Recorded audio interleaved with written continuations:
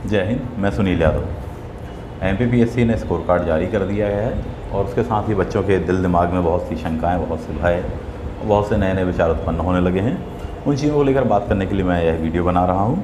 इस वीडियो में हम मुख्यतः किस पर बात करने वाले हैं। पहली बात, स्कोर कार्ड का क्या महत्व है, क्या मीनिंग है इसका, इससे क्या समझा कि आयोग का रिजल्ट कब तक आएगा। दूसरी बात, कट ऑफ क्या होने की संभावना है, क्योंकि अब तो एग्जैक्टली मार्क्स ही पता चल गया है, उसमें किसी प्रकार का चेंज नहीं होना है। तीसरा, क्या मेंस 23 नवंबर से होने वाला है, खासकर तब जबकि अभी तो फॉर्म भी नहीं भरे गए, रिजल्ट भी नहीं आया हुआ है। क्या हो सकता है, नहीं हो सकता। नेक्स्ट वन, कुछ विद्यार्थी अभी भी डायलेमिक सिचुएशंस में हैं कि साहब क्या करें, किस चीज़ की तैयारी करें, प्री तैयार करें, मेंस तैयार करें, दोनों करें, क्या करें। नई वैकेंसी या नया नोटिफिकेशन कब तक आने की संभावना है, इस पर भी हमको बात करनी है। और मेंस वगैरह को लेकर कई विद्यार्थी काफ़ी परेशान हो रहे हैं, तो टेस्ट सीरीज़ जो है हमारे पास में उपलब्ध है बेस्ट, उस पर हम बात करेंगे। वो किस तरह से आपके लिए लाभदायक हो सकती है वो देखेंगे। अभी बहुत से विद्यार्थियों के साथ में सिचुएशन ये है कि समझ ही नहीं आ रहा कि क्या करें, क्या कैसी स्थिति बनेगी, तो पढ़ भी उतने अच्छे से वो नहीं पा रहे हैं, है ना। तो चलिए एक एक करके इन पर बात करते हैं। सबसे पहली बात कि आपका स्कोर कार्ड आ चुका है, फाइनल स्कोर कार्ड है ये। अब इसमें किसी प्रकार का कोई चेंज नहीं आने वाला है। चेंज नहीं आने वाले का क्या मतलब है, इसका मतलब यह है कि अब जो है रिज़ल्ट वही फाइनल है, ठीक है। यानी कि स्कोर अब इसमें कुछ भी नहीं बढ़ सकता, कोई संभावना ऐसी नहीं है। हालांकि एकमात्र सिचुएशन ऐसी हो सकती है, पर वो उस पर कभी और बात करेंगे रिज़ल्ट आने के बाद में, खासकर उन विद्यार्थियों के लिए जिनका मान लीजिए 1 नंबर या 2 नंबर से रुक जाता, उसके संदर्भ में बात करेंगे, बताएंगे, अभी छोड़िए। तो मुद्दे की बात यह है कि स्कोर कार्ड आने के पश्चात में कितने दिनों में क्या रिज़ल्ट आएगा, ऐसा कुछ भी नहीं है, कोई ऐसा नियम नहीं है।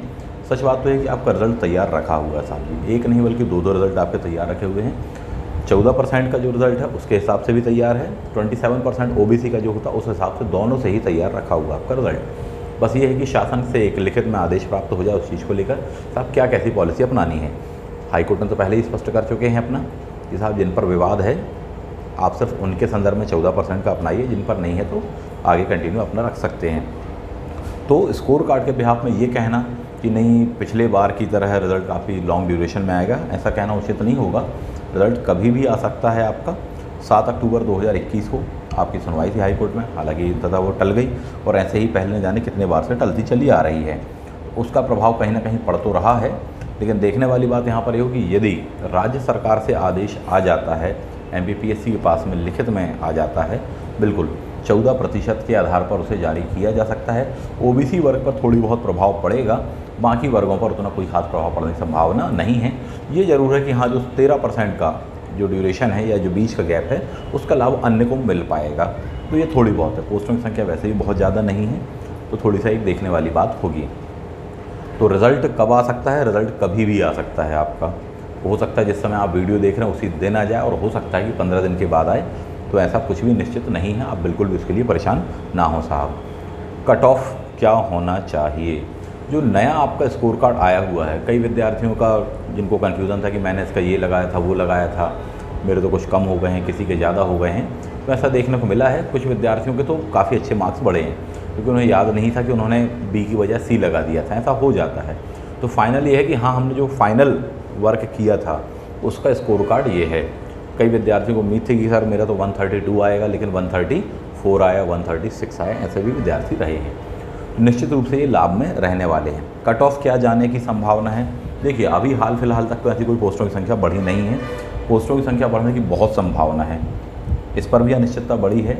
विभागों से आयोग ने मांग लिया है साहब कि आपको किन किन पोस्टों के लिए क्या अधिकारी वगैरह चाहिए, तो वो सारी चीज़ें मांगी जा रही हैं, लगातार चल रही है प्रक्रिया। तो पोस्टें बढ़ने की संभावना तो है, परंतु हाल फिलहाल में जितनी पोस्टें अभी तो उतनी ही मानकर चलिए, उस हिसाब से आप यदि देखें। और एक और जो नया है कि हाँ, आने वाली हैं पोस्टें, अनेक विभागों में करीबन 100 से 150 पोस्टें बढ़ने वाली हैं आपकी इसकी। उस हिसाब से यदि हम दोनों को ही लेकर देखें तो देखिए 68 वाले जो हैं जनरल कैटेगरी के, 67, 68 के आसपास जनरल मेल कैटेगरी, वो बिल्कुल आशान्वित रहें, आशा बिल्कुल भी नहीं छोड़िए, आपका ज़रूर आ जाना चाहिए, ऐसी आशा मुझे है साहब, ठीक है। तो बिल्कुल उसके लिए आप तैयारी अपनी जारी रखिए। हालांकि ये लास्ट बाउंड्री लाइन के आसपास मैं बता रहा हूँ आपको, 67, 68। EWS एक क्वेश्चन मान सकते हैं, यानी कि 2 नंबर कम मान सकते हैं इनकी अपेक्षा, यानी 68 उनका जा रहा है तो 67 आप अपना मान सकते हैं। फीमेल्स के संदर्भ में देखें यदि हम, जनरल कैटेगरी में लगभग इतना ही जाएगा, EWS के आसपास ही रहेगा, कोई बहुत बड़ा अंतर नहीं होने वाला है। यदि उनका जा रहा है 134 तो आपका भी लगभग 134 के आसपास ही जाएगा, लगभग इतना, कोई ख़ास अंतर नहीं होगा। OBC वर्ग यानी OBC कैटेगरी को लेकर थोड़ी सा है, कट ऑफ ज़्यादा हो सकता है। यदि 14% वाली बात फाइनलाइज होती है तो कट ऑफ थोड़ा सा हायर हो सकता है, लेकिन ये 27% वाली बात वहाँ पर निकल कर आती है तो एक क्वेश्चन कम मान लीजिएगा। फॉर एग्ज़ाम्पल 67 जाता है मान लीजिए OBC का 14% पर, ठीक है। अगर 27% को फाइनलाइज करते हैं कि नहीं 27% रिजर्वेशन देना है तो उनका कट ऑफ 66 भी हो सकता है, 65 भी हो सकता है, इस बात को समझिएगा। तो होपफुल रहें बिल्कुल, और होपफुली आप उस चीज़ को तैयार करिए। अनेक विद्यार्थियों का काफ़ी अच्छा स्कोर भी है, ठीक है। तो ये होगा। SC कैटेगरी के संदर्भ में यदि हम बात कर लें तो 64-65 के आसपास में रहेगा मेल का, 63 तक मान सकते हैं SC कैटेगरी में गर्ल्स का कि इनका आ जाएगा, ठीक है। 62 भी हो सकता है, 62 क्वेश्चन। जितना कुछ भी मैं बता रहा हूँ मैं आपको क्वेश्चंस बता रहा हूँ, नंबर नहीं बता रहा हूँ, ठीक है। तो इतना जाना चाहिए। नेक्स्ट में ST कैटेगरी 60 मान लीजिए आप साहब मेल, गर्ल्स के लिए एक क्वेश्चन या 2 क्वेश्चन, बल्कि 2 क्वेश्चन मान लीजिए, इतना हो सकता है। जो दिव्यांग कैटेगरी के हैं उनमें सबसे हायर जाता है, आप जानते हैं, दृष्टिबाधितों का, ठीक है। 2018 में शायद 118 गया था, 2019 वाले में 116 गया था। इस बार तो हालांकि इतना नहीं जाएगा, लेकिन यदि फिर भी आप एक मोटे तौर पर देखें तो 108, 110 यानी कि 54 से 55 क्वेश्चंस, 55 क्वेश्चंस आप मान लीजिए जिनके सही हैं दृष्टिबाधित में, वो बिल्कुल श्योर मान सकते हैं कि हाँ उनका मेंस लिखने के लिए उनको मिलने वाला है, ये ऐसा मान के चलिएगा। उसके नीचे बाकी कैटेगरी में आप 2-2 क्वेश्चंस कम कर सकते हैं। यदि उनका 110 यानी कि 55 क्वेश्चन जा रहा है तो अन्य कैटेगरी मान के चलिए कि 2 क्वेश्चन 3 क्वेश्चन का अंतर आ जाता है, यानी 51-52 क्वेश्चंस तक इनको देखने को मिल सकता है। इसके पश्चात में हम देखें भूतपूर्व कैटेगरी के जो सैनिक हैं या भूतपूर्व उसमें आते हैं, उनका सबसे नीचे जाता है कट ऑफ, ठीक है। तो वो लोग इससे अनुमान लगा सकते हैं कि जब हम दिव्यांग वर्ग के लिए आपसे कह रहे हैं 52 से 55 के बीच में कह रहे हैं, तो निश्चित रूप से उनका 45, 46, 47 इतने क्वेश्चंस अगर सही हैं उतने पर आ सकता है, कोई बहुत बड़ी बात नहीं है साहब। डिपेंड करता है कितने क्या फॉर्म आए थे, वैसे भी कम ही पोस्टें होती हैं उनके लिए, रिजर्व होती हैं, तो फिर भी एक डिपेंड करता है उस चीज़ को लेकर। इस बार पोस्टें भी कम है थोड़ी सी, तो उसके कारण रिस्की लग रहा है ना। ईश्वर करे पोस्टें बढ़ जाएँ, आप लोग भी यही आशा कीजिए कि पोस्टें बढ़ जाएँ तो काफ़ी अधिक विद्यार्थियों को इसका लाभ मिल पाएगा। नेक्स्ट आ जाते हैं, क्या मेंस 23 नवंबर को होगा? निश्चित रूप से इस बात को लेकर आप बिल्कुल ऐसा मत सोचिए कि नहीं 23 नवंबर से नहीं हो सकता, ऐसा आप मत सोचिए। और इस बात की कोई गारंटी भी अभी नहीं दे सकता कि 23 नवंबर से होगा कि नहीं। हाँ, कुछ लोगों के तर्क है कि सर अभी तो रिज़ल्ट आया ही नहीं है, फॉर्म कैसे क्या भरे जाएंगे।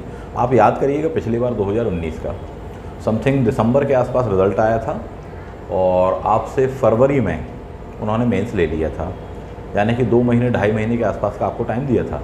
अभी आप इस समय 10-11 अक्टूबर के आसपास खड़े हैं, ठीक। मैं आज 10 अक्टूबर को यह वीडियो शूट कर रहा हूँ। 2 महीने मान सकते हैं आप इस चीज़ को, यानी 23 नवंबर से थोड़ी बहुत एक्सटेंड करेंगे, 10 दिन 15 दिन अगर किया उन्होंने तो, ठीक है। तो इतने में वो ले सकते हैं एग्ज़ाम, कोई बहुत बड़ी बात नहीं है। लेकिन मामला जिस तरीके से विचाराधीन है कोर्ट में, 7 अक्टूबर की जो डेट थी उसको बढ़ा दिया गया, 26 तारीख और 25 तारीख कर दिया गया, OBC कैटेगरी 25 कर दिया गया है, 26 किया गया रोस्टर सिस्टम पर सुनवाई के लिए। उस दिन भी सुनवाई हो पाती है कि नहीं हो पाती है अभी कह पाना थोड़ा सा निश्चित है, उसके कारण डिले हो रहा है। ज़्यादा संभावना इस बात की है कि नवंबर वाला जो एग्ज़ाम है वह दिसंबर या जनवरी तक चला जाए। तो फाइनली ये डिपेंड करता है इस बात पर कि आपका रिज़ल्ट जब आएगा या जब भी आ रहा है, उससे 2 महीने 2.5 महीने का आप टाइम ड्यूरेशन लेकर चलिए। इतने समय में सफिशिएंट टाइम कहलाता है, मेंस के फॉर्म भी भर जाएंगे, एडमिट कार्ड भी आ जाएंगे और आपका एग्ज़ाम हो जाएगा। तो तैयारी आप अपनी बिल्कुल अच्छे से रखिए। कुछ विद्यार्थी इस डायलेमा में हैं कि साहब किस चीज़ की तैयारी करें सर, पता ही नहीं चल रहा, जिस प्रकार से डेट पर डेट मिल रही है ना, समझ ही नहीं आ रहा कि क्या करें। प्री तैयार करें, मेंस तैयार करें, हमारा स्कोर इस तरह से है कि समझ ही नहीं पा रहे हैं इतने सारे विश्लेषणों के पश्चात में भी कि मेंस देने मिलेगा कि नहीं मिलेगा, तो क्या तैयार करें। मेरा सजेशन ये है कि जो मैंने आपको कट ऑफ बताया है उसके पास में आप हैं तो निश्चित रूप से आपको मेंस को लेकर चलना चाहिए। यदि उससे दूर है तो आप फिर ये देखें कि हाँ केवल प्रीलिम्स लेकर चलिए।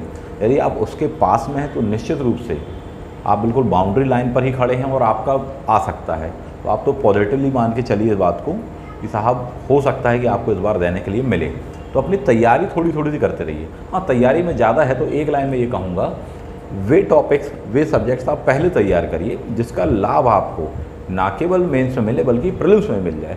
आप ये तैयार कर लीजिए। फॉर एग्जाम्पल पेपर 4 है तो आपको प्रीलिम्स में ज़्यादा काम नहीं आएगा, आप बाकी पेपर तैयार कीजिए, बाकी सेक्शंस को तैयार कीजिए। निबंध आप मत तैयार कीजिए, हिंदी वगैरह मत तैयार कीजिए ज़्यादा है तो, लेकिन बाकी सेक्शंस तो तैयार कीजिए। Paper 1, paper 2, paper 3, pre plus mains दोनों की अप्रोच पर। वैसे भी ये बड़े सेक्शंस कहलाते हैं साहब, तो इनको थोड़ी सा लेकर चलना एक लाभदायक होगा, एक सही सुरक्षित रणनीति होगी, ऐसा मेरा मानना है। आगे बढ़ जाते हैं। नई वैकेंसी कब आने वाली? बिल्कुल आने वाला है नया नोटिफिकेशन, बिल्कुल भी परेशान ना हो, आता ही नोटिफिकेशन। रिज़ल्ट आएगा और रिज़ल्ट के 1 सप्ताह मान के चलिए, 1 सप्ताह 10 दिन मान के चलिए, ये नया नोटिफिकेशन आपको मिल सकता है। कोई भी बहुत बड़ी चीज़ नहीं, सारी तैयारियाँ हो चुकी हैं साहब। नेक्स्ट वन, मेंस कैसे क्या तैयार करें? बिल्कुल जहाँ आपने जैसी तैयारी कर रहे हैं बिल्कुल बहुत अच्छे से पढ़िए। इसके साथ में जो मैंने आपको पिछली वीडियोज़ में स्ट्रैटेजीज बताई उनको देखिए, प्लस मेंस की टेस्ट सीरीज़ आप लेकर चलिए साथ में। आंसर राइटिंग का बहुत बड़ा रोल होता है साहब। हमने एक मेंस की टेस्ट सीरीज़ लेकर आए हैं अभी। मेंस की टेस्ट सीरीज़, उसमें खास क्या है, ऑनलाइन और ऑफलाइन दोनों के लिए है। पहली बात तो ये, यानी कि आप फिजिकली ऑफलाइन आकर क्लास में टेस्ट भी दे सकते हैं, तो उस एग्ज़ाम के हॉल, एग्जामिनेशन हॉल का जो टेम्परामेंट होता है आप उसको मेंटेन कर पाते हैं। एक अच्छे स्टैंडर्ड का पेपर मिल रहा है, ये बात है। दूसरा पॉइंट ये कि मान लीजिए आप ऑफलाइन वाले हैं, तो ऑफलाइन में आप इसे ज्वाइन कर सकते हैं। पेपर्स वगैरह आपको ऑनलाइन में ज्वाइन कर सकते हैं। पेपर वगैरह जो हैं आपको वो ऑनलाइन ही भेज दिए जाएंगे, वहीं से आपको तुरंत उसको रिसीव करना है। 3 घंटे 3.5 घंटे के भीतर, 3 घंटे में आपको लिखना है, उसकी PDF बनानी है, वापस हमारे पास में भेज देना है। विद इन टाइम आपको ये करना है। जो भी टाइम स्लॉट आपको रखना हो आप उस टाइम स्लॉट को रख सकते हैं, कोई इसमें दिक्कत वाली बात नहीं। आपको दोपहर को 12 बजे रखना है, आपको रात में 9 बजे रखना है, निश्चित रूप से आप उसको रख सकते हैं। तो ये फ़ायदा है। और उसका सबसे बड़ा फ़ायदा तो यह होता है कि देखिए, आपने बहुत सारे लोगों की टेस्ट कॉपीज़ देखी होंगी कि मेंस के आंसर ऐसे लिखते हैं, वो ऐसे लिखती हैं, ये सब आपने देखा होगा। आपको उससे भी ज़्यादा ज़रूरी होती है कभी भी आपकी खुद की कॉपी, कि जो आप लिख रहे हैं आंसर राइटिंग, पहली बात तो आपकी स्पीड कितनी है, दूसरी बात आपका प्रेजेंटेशन वहाँ पर कैसा है। हमारे पास की जो टेस्ट सीरीज होती है उसमें आपको यही फ़ायदा मिलता है कि आपको उसका वीडियो मिल जाता है कि कॉपी कैसे चेक करें। हर बार तो नहीं, पर मैक्सिमम टाइम मिल जाता है, अधिकांश बार। कॉपी आपकी किस प्रकार से चेक कर रहे हैं, आपने वहाँ पर क्या क्या गलतियाँ की हैं, क्या आपने कम लिखा है, क्या आपको नहीं लिखना चाहिए था, क्या आपने अच्छा लिखा उसको ही आगे फॉरवर्ड करना है, आगे लेकर चलना है, कौन से डायग्राम्स आपके अच्छे हैं, किन बातों को किस तरीके से प्रस्तुत करना चाहिए था, 3 मार्क्स को कैसे लिखना था, 5 मार्क्स को कैसे लिखना था, 11 मार्क्स वाले जो क्वेश्चन का आंसर है उसको कैसे लिखना चाहिए था। तो ये जानकारी आपको किसकी मिलती है? आपकी मिलती है। आपकी कमी क्या थी, आपकी अच्छी चीज़ क्या थी, उसकी जानकारी मिलती है। आपको उसे सुधारना है और उस पर ही आपको ज़्यादा फोकस करना चाहिए। नहीं तो विद्यार्थी क्या होते हैं, दूसरों की कॉपीज़ देखते रहते हैं। तो ये एडवांटेज आपको हमारे पास में मिल जाएगा। प्लस साथ ही साथ उसमें ये भी बताते हैं कॉपी चेक करने के दौरान में, साहब इसका एक अच्छा आंसर ये होता है, इसको कुछ इस तरह से लिखना चाहिए था। 3 मार्क्स बोले सर कि कितनी लाइनों में लिखें, 2 लाइन में लिखें, 1 में लिखें, 4 लाइन में लिखें, हमारा तो आई नहीं रहा 4 लाइन से नीचे। सारी बातें बताते हैं कि जो आपने 4 लाइन में बातें लिखी वो 1 लाइन में कैसे आएंगी। तो ये फ़ायदा आपको मिल जाता है। तो इसलिए आपको टेस्ट सीरीज़ हमारे पास में ज्वाइन करनी चाहिए, उसका लाभ लेना चाहिए। फीस स्ट्रक्चर कैसा क्या है, सारी चीज़ें उसमें बताई गई हैं, आपको देख लीजिएगा, एक बार डिटेल्स में चेक कर लीजिएगा। अब बहुत से लोगों के बारे में हम बात करते हैं, टेस्ट सीरीज़ की बात हो गई। इसके आगे अभी सिचुएशन ये है कि देखिए त्योहारों का सीज़न आ गया है, बच्चों में एक बड़ा ही अजीब सा सिनेरियो देखने को मिल रहा है कि सर समझ में ही नहीं आ रहा है क्या होगा, आएगी वैकेंसी, नहीं आएगी, कब आएगी, 1 साल में आएगी, 10 साल बाद आएगी, पता नहीं क्या है। बड़े ही एक बुरे से दौर से गुजर रहे हैं विद्यार्थी। ना तो MPPSC की आ रही है, ना ही कोई अदर आ रही है। व्यापम ने भी अपना कैलेंडर हटा दिया है। मैं आपको ये कहना चाहता हूँ कि आप बिल्कुल भी इस तरह से नकारात्मक विचारों से ना घिरें, अपने आप को संभालें। अपने आप को संभाल लोगे तो पूरी दुनिया को संभाल लोगे। आप इस बात को समझिए। कैलेंडर हटा लिया है का मतलब ये नहीं है कि कोई वैकेंसी ही नहीं आएगी। दिसंबर तक का हटाया, नया वाला शेड्यूल जारी करने वाले हैं, वैकेंसी भरपूर आने वाली हैं साहब। शासन के ऊपर वैसे ही बहुत दबाव है, आप हम सभी मिलकर शासन के ऊपर वैसे ही दबाव बनाए हुए। बच्चों ने कितनी हड़ताल की, लाठियाँ तक खाई हैं साहब, जेल तक गए हैं, क्या कहें साहब। तो सरकार के ऊपर एक दबाव है निश्चित रूप से। इकोनॉमी भी पटरी पर आ रही है लगातार में, पहले की अपेक्षा काफ़ी तीव्रता आई है, तेज़ी देखने को मिली है। तो निश्चित रूप से गवर्नमेंट जॉब्स अब आएंगी, आप इस बात के लिए आशान्वित रहिए। मैं आपको ये कह रहा हूँ, अपनी तैयारी करते रहिए, भले ही थोड़ी सी कम कीजिए पर करते रहिए। ये मत कीजिए कि बिल्कुल ही आपने गैप कर दिया। आप पहले जहाँ 6 घंटे 8 घंटे पढ़ते थे, 10 घंटे पढ़ते थे, आप 2 घंटे पढ़िए, पर 2 घंटे रेगुलर कम से कम अपने आप को रखिए। ये काम जरूर कीजिए। त्यौहार वगैरह हैं, त्यौहार मनाइए, घूमिए साहब, अच्छे से एंजॉय करिए, अपने आप को रिफ़्रेश करने के लिए इस समय का सदुपयोग कर लीजिए साहब। एक अपने आप को लीव दे दीजिए कुछ दिनों के लिए। हाँ, बशर्ते थोड़ी सा 2 घंटे 1 घंटे आप अपनी पढ़ाई को लेकर चलें, और जैसे ही आप रिफ़्रेश हो जाएंगे, एक नई ऊर्जा से भर जाएंगे, नोटिफिकेशन आने ही वाला है, अपने आप को उसमें लगा दीजिएगा साहब, सिलेक्शन उठाइएगा। तो खुद को कुछ खाली समय दीजिए, है ना। मैंने कहा आपसे कि रोज़ाना 1 घंटे 2 घंटे कुछ पढ़ते रहिए। कुछ पढ़ते रहिए का मतलब ये नहीं है कि आप हिस्ट्री ज्योग्राफी पॉलिटी ही पढ़ते रहिए, ऐसा कुछ नहीं कहा मैंने ये कहा कि कुछ अच्छा पढ़िए, कुछ रचनात्मक पुस्तक पढ़िए। फॉर एग्जांपल जैसे शिव खेड़ा की यू कैन विन, आप जीत सकते हैं, या जीत आपकी, जो उनकी पुस्तक है, कुछ इस तरह की किताबें पढ़िए। ये अपने आप में एक बहुत ही अच्छी बुक कहलाती है। इसको पढ़कर बहुत से लोग IAS बन गए साहब, डिप्टी कलेक्टर बन गए इस किताब को पढ़कर। ये वो पुस्तक कहलाती है कि अंदर से एक आप में ऊर्जा भर देगी। बहुत ही जेन्युइन पुस्तकें कहलाती हैं। कुछ इस तरह की रीडिंग्स कीजिए आप, यानी लीक से हटकर। आपका मन नहीं लग रहा है ना सब्जेक्ट को लेकर, बिल्कुल मत पढ़िए आप। आपको मन नहीं लग रहा है मैथ्स को लेकर, रीजनिंग को लेकर, हिंदी को लेकर, इंग्लिश को लेकर, बिल्कुल मत परेशान होइए, आप ये पढ़िए। इससे क्या होगा कि जब इस तरह की चीज़ें आप पढ़ेंगे, इस तरह के लोगों से चर्चा करेंगे, एक सकारात्मक वातावरण में रहेंगे, तो अंदर से एक ऊर्जा आएगी, आपको टूटने नहीं देगी। और दुनिया में सबसे ज़रूरी व्यक्ति आप हैं। आपको अपने आप को टूटने नहीं देना है, और कोई संभालेगा नहीं टूटने से। आपको स्वतः ही संभालना पड़ेगा अपने आप को टूटने से। तो ये थे कुछ एस्पेक्ट जिनको लेकर मैंने बात की। मेरा उद्देश्य यही है आपको बताने का कि आप अपनी तैयारी को जारी रखिए, अपने आप को प्रिपेयर रखिए, अपने आप को नई ऊर्जा से भरिए। पढ़ाई करना हो करिए, नहीं करना हो बिल्कुल अपने आप को 15 दिन का 10 दिन का गैप दे दीजिए, एंजॉय कीजिए, सारी चीज़ें कीजिए। लेकिन उसके बाद में फिर अपने आप से मूल्यांकन करके अपनी कमियों का, अपनी खूबियों का, और फिर एक नई ऊर्जा के साथ में जुड़ जाइए। निश्चित रूप से ज़बरदस्त वैकेंसियाँ बहुत सारी संख्या में आपके सामने आने वाली हैं, और अगले साल 2021 का तो नहीं कह सकते, 2022 में आपको एक अच्छी पोस्ट उठानी है, और निश्चित रूप से आप अच्छी मेहनत करेंगे तो आपको वह मिलेगी साहब। तो आप सभी के लिए मेरी ढेर सारी शुभकामनाएं। अपने आप को व्यवस्थित रखें, अपने आप को संभाल लें, बिल्कुल भी डिप्रेशन में ना आएँ। बहुत बुरा समय चला है, आपने 1.5 से 2 साल लॉकडाउन से लेकर अभी तक का काफ़ी कठिन समय व्यतीत किया है, चुनौती के रूप में व्यतीत किया है। हम सभी जीवित हैं, यही बहुत बड़ी बात है। लेकिन अब ये बुरा दौर गुजर चुका है, अब नया दौर आ रहा है साहब, ठीक। तो अपने आप को उस चीज़ के लिए तैयार रखिए, बिल्कुल भरपूर ऊर्जा से अपने आप को भर लीजिए साहब।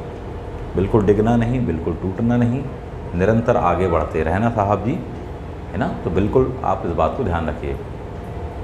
अच्छा समय निश्चित रूप से आने वाला है ना, अच्छा माहौल आने वाला है। मिलते हैं किसी अगले वीडियो में। थैंक यू, जय हिंद।